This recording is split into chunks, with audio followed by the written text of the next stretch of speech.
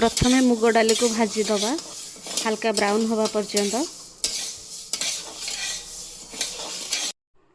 खिचुड़ी पाई मु नेइची कदली, अमृतभंडा, पोटल, झुडंग, आलू।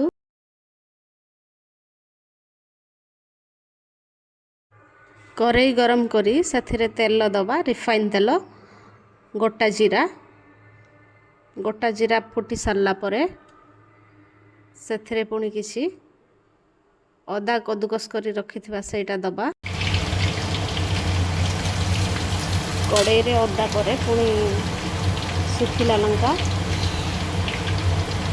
किछि तेजपत्र ताकू भल भाव भाजी नवा। भजा सरला परे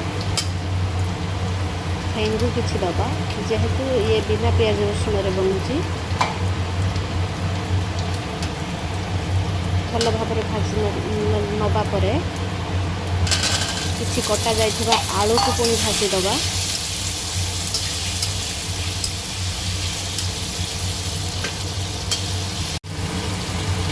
धुआ हेई रहिथिबा सब परिबा को पुणी भाजी दबा।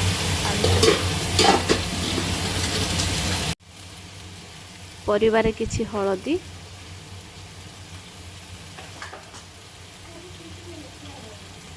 स्वाद अनुसार किछि लूण,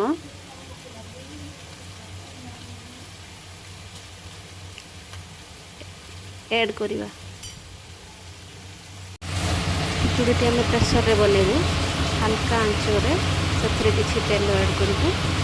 गरम पर्यंत रखिबू। गरम तेल रे किछि राई ऐड करिबू, 1 चामच। राई फुटी सारला परे सेथिरे पुणी धुआ होइथिबा अरुआ चावल को ऐड करिबू।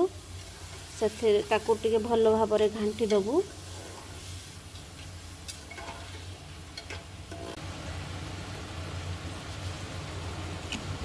से अरुआ चावल रे किछि हळदी, स्वाद अनुसार लूण, पुणी भजा होई रहिथिबा धुआ होई रहिथिबा मुग डाली ऐड करिबा। डाली अरुआ चावल सहित भजा होई रहिथिबा सब परिबा मिसई दबा।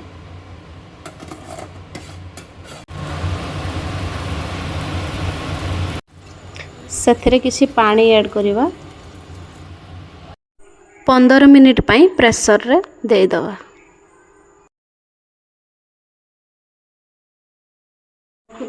एबे हमर खिचुड़ी प्रस्तुत हो जाइछि। देखंतु केते टेस्टी बनी। एबे आमे खिचुड़ी को कदली पत्र रे बाढ़ी दबु।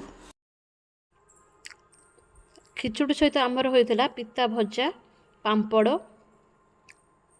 उल्ल खटा। एबे आमर सब आइटम बढ़ा सरीछि। खाई सारी देखंतु केमिति टेस्ट हेछि।